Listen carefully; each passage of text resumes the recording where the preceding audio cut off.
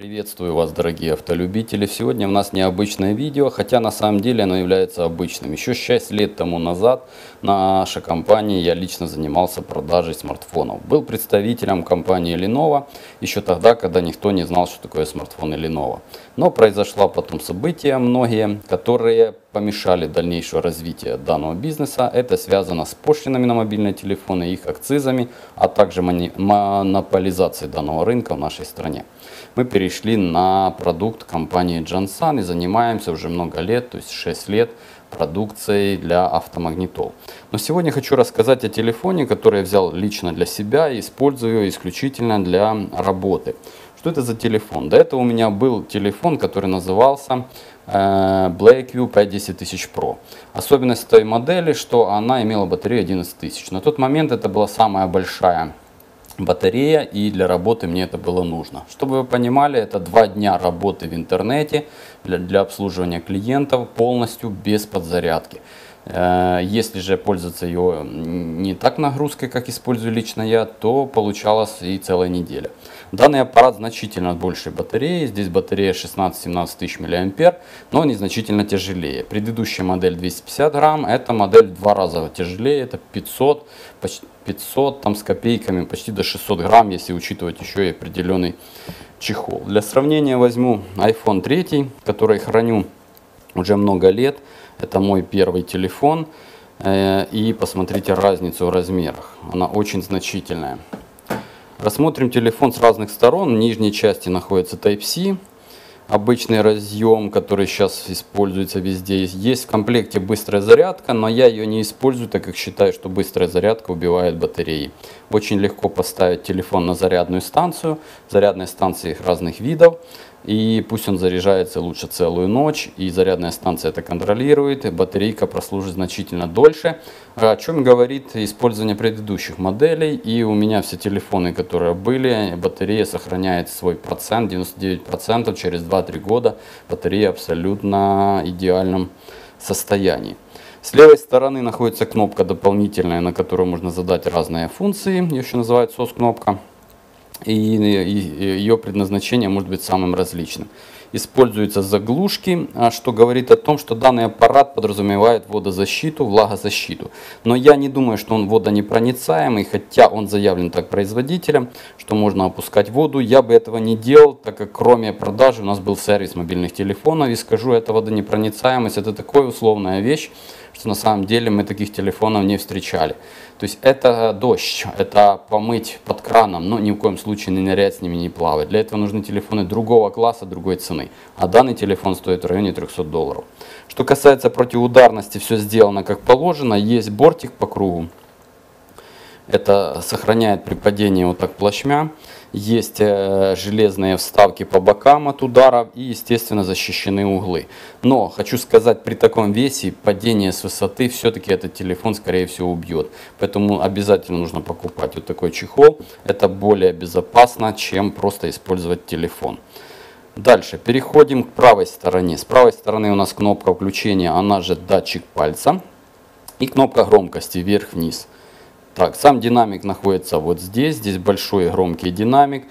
Супер звука, естественно, здесь не ожидается. Но он нормальный, как колонка. Как недорогая колонка, либо поддельная колонка JBL. Вот так приблизительно он играет, но все равно больших звуков он не выдаст. Ну, не для этого был рассчитан. Так, что касается этих частей, мы посмотрели. Что касается внутри, разберемся далее. В задней части я вижу 3 камеры, и я уже протестировал, камеры неплохие. Дальнейшее видео, кстати, я буду снимать исключительно на эти камеры. 48 мегапикселей, и самое главное, автофокус наконец-то стабилизирован, что было в предыдущих моделях Oukitel целая проблема. Переходим дальше. Сам телефон. Я установил программку AIDA, чтобы посмотреть, что внутри в этой системе. Модель называется Oukitel W15. И с такой батарейкой, конечно, это единственный вариант.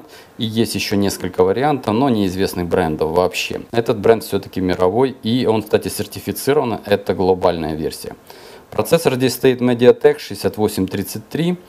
8 гиг оперативной памяти, используется 7700, что очень хорошо. Получается следующий, встроенная память в данном аппарате 128 гиг, естественно 114 только доступно. Bluetooth здесь очень навороченный 5.1, то есть возможности разных вариантов и кодеков Bluetooth. И вы знаете прекрасно, что, надеюсь, если кто не знает, но должен понимать, что мы встречаемся вот с нашими автомагнитолами. Подключение мобильных телефонов к автомагнитоле через Bluetooth бывает по-разному. Это связано с кодеками. Иногда возникают проблемы с подключением по Bluetooth, не самой синхронизацией, а именно работой и качеством звука. А это связано именно с кодеками. Многие модели, такие как Xiaomi, Huawei и тому подобное, они имеют собственную оболочку, и кодеки не совпадают. Из-за этого есть проблемы. Здесь все-таки голый Android без оболочки, и это упрощает эту проблему. Кстати, кодеки можно выбирать, так как здесь Android 11, и вы можете через меню разработчиков выбирать Bluetooth кодеки самостоятельно и увидеть, какие он поддерживает. Посмотрим на центральный процессор MediaTek Dimensity 76833. Показывает, что здесь у нас архитектура ядра 6 на ARM, 2 ГГц, 2,2. Вторая часть ядер 2,2. То есть параметры достаточно приличные для процессора MediaTek. Это нужно учитывать. И телефоны с большими батарейками всегда используют процессор MediaTek 64-битный, 8 ядер. Это позволяет также продолжать экономить батарейку, что в принципе есть. Хотя здесь также заложена одна функция, я расскажу, вот я уже пользуюсь им неделю, и расскажу, сколько хватает вообще батарейки. Отображение. Экранчик здесь 1600 на 720, разрешение экрана нормальной цветности, высокой, дюйме 6,52. Но, как видите, здесь не Full HD, не какие-то супер навороченные экраны, ну это и не требуется. Матрица, скорее всего, IPS, но качество ее достаточно высокое. Я чувствую это по глазам. Предыдущие модели P10 000 глаза болели, приходилось одевать желтые очки, чтобы пользоваться. Здесь все-таки все нормально, но такого воздействия на глаза нету. Так, батарея. Переходим к батарее. Сразу расскажу, вот смотрите. Батарея показывает, что здесь емкость 15600, оставшийся заряд 2887. Ну, я не понимаю почему. Вот скорость разрядки очень низкая. Объясню почему. Потому что телефон, который был заряжен в понедельник, только в пятницу потребовалась его зарядка. Это при том, что энергопотребление и использование интернета идет постоянное. Звонки постоянные и постоянная связь. Есть здесь некоторые программы, которые убивают фоновые приложения. И иногда нужно подстраивать. Я использую, например, SIM-бокс для подключения дополнительных SIM-карт. И иногда он убивается. Хотя, если все настроить правильно, есть определенные пункты, то есть отключить Battery Save, отключить экономию заряда батареи на это приложение, разрешить ему все возможные доступы, после этого как бы приложение начинает работать. Так, напряжение вы увидели, то в принципе, я думаю, здесь понятно. Android 11 Red Wallet Cake. Абсолютно много интересных фишек, причем пришлось разбираться даже самому в некоторых фишках, и некоторые я покажу, возможно, вы не знаете, некоторые фишки здесь есть, а думаете, что их нет. Это уже перейдем дальше. Так, вот у нас все данные. Используется время, Восточная Европа, технические. Так, кстати, здесь очень много дополнительных датчиков, и мы рассмотрим на них. Вот батарея имеет температуру 24,4 градуса. Кстати, это как раз объясняет, почему я не рекомендую использовать быстрое зарядное устройство, особенно с комплекта, потому что сильно нагревается батарея, охлаждение батареи отсутствует, и, соответственно, это убивает батареи. Это касается в том числе электромобилей. Кто этим интересовался, я думаю, он знает об этом. Из датчиков есть у нас акселерометр, магнитометр, датчик ориентации, гироскоп, проксими датчик. То есть здесь очень много различных датчиков, инструментов, которые обычно идут в бронированных телефонах. Я сразу вот надену чехол и покажу, как это выглядит. Немножко неудобно, в чехле отсутствует так званый датчик, доступ к датчику пальца. То есть вот здесь вот только кнопка включения, а датчик пальца это кнопка включения. Ну так сделано, почему они его не вырезали, непонятно. На самом деле можно было просто вырезать, то есть вот так китайцы не доделали этот чехол. Дорабатывать, естественно, не буду, потому что я могу спокойно вот так вот отодвинуть и запихнуть палец, и он всегда считывается. Да, здесь есть же функция NFC, и она прекрасно работает с банками, которые используются в моей стране, и это очень удобно. Кстати, одна из причин, почему я поменял P10 000. Дальше приложения. Приложения это просто наши. Папки, кодеки, системные файлы. Ну, в принципе, больше интересного ничего нет. И сразу при вас я его удалю, потому что оно мне не нужно. Итак, из дополнительных интересных функций у нас есть функция, например, отлаживать и закреплять какое-нибудь приложение основное. Что это такое? Такой функции не было в предыдущих версиях, но это касается больше Android 11. И, кстати, эти функции изначально могут быть в каких-то Samsung, потому что они тестировались в бета-версии.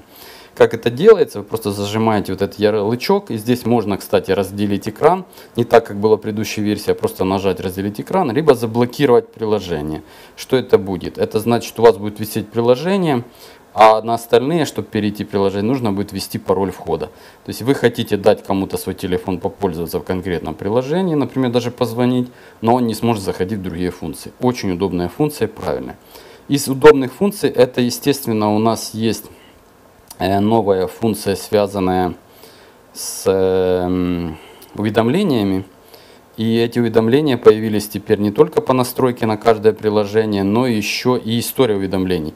Что очень интересно, если вы что-то пропустили, то история уведомлений у вас сохраняется полностью здесь. Вот здесь есть у нас уведомления, и вы можете использовать их активно, просматривать, что у вас было. Вот видите, за 7 дней, что было, посмотреть, что вы пропустили, какие уведомления, от кого, и они здесь все сохранены. Если же посмотреть там, например, например, телефон, и здесь вот сразу вот сколько было входящих вызовов, кто звонил, какие настройки. Вот такая функция, хотя непривычно, еще приходится еще изучать и пробовать, как этим пользоваться. Также есть жестовое управление и кнопки внизу. Я все-таки поставил кнопки внизу, так как более привычно для меня. И меняться уже как бы сложно. Это навигация. Вот видите, можно поставить либо с помощью жестов, либо с помощью управления. Также у нас есть варианты настройки кнопки SOS. Есть функция вот этой кнопки дополнительной, вы можете выставить все что угодно на нее. Есть функция с табами, то есть вы можете делать скриншоты. И скриншоты, кстати, делаются уже по-другому. Можете провести, например, 3 пальца. Скриншот здесь сохраняется. Можете его выставить. Вот, например, вы сделали скриншот, но вот здесь появляется менюшка его редактирования. И вы можете его открыть и отредактировать. Что, в принципе, тоже интересно. Делает достаточно быстро. Стоит функция DuraSpeed. Это как раз блокировщик некоторых действий, то есть приложений, которые не используются. Видимо, в этом секрет большой оптимизации телефона, и что он может держать целую неделю, используя интернет. Иногда это мешает, поэтому некоторые приложения могут гаситься, если вам нужны постоянно быть активные. Цифровое благополучие, родительский контроль, функция как бы понятная, она сейчас везде. Это связано с чем? Например, вы не хотите, чтобы вас беспокоили после 9 вечера, вы должны спать, то этот телефон умеет это делать, а также управлять функциями, связанные с вашими детьми, определенными доступами.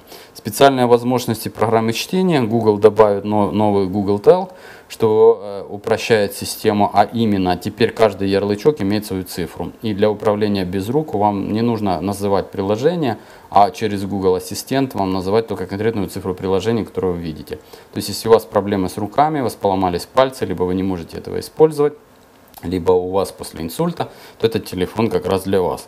Функция интересная в этом плане. Стили, обои, настройки, все это как бы все как и было ранее. И больше ничего тут не добавилось. Хотя, возможно, есть много видео о фишках. Сам изучаю, пытаюсь понять. Кстати, есть FM-радио. FM-радио работает исключительно от кабеля. Вы подключаете кабель, вот он запрашивает и может работать. То есть радио встроенное, и я так понимаю, оно работает не через интернет. Интернет ему не нужен. Из файлов Android представляет нам сейчас Google файлы, что раньше была опцией, то есть вы скачивали с Play Market, теперь это основное. Также используется звонилка гугловская, и уже изначально используются смс-ки гугловские. Причем особенность звонить на 2 сим-карты. Вот я попробую набрать номер. И как выбирать сим-карты, сразу долго не мог понять, но на самом деле все очень просто. Когда начинается звонок, вы просто нажимаете «Сменить карту», и она автоматически меняется. То есть вам не нужно, как было раньше, хоп, оно меняет звонок. Раньше нужно было над этим как бы поработать и понимать, что есть. Отдельно надо было выбирать. Как это удобно или нет, но дело привычки. Я привык достаточно быстро, поэтому думаю, что это не есть проблема. Google Duo вместо Zoom. Понятно, что они продвигают свой продукт, и это двигается. И сумка с инструментами.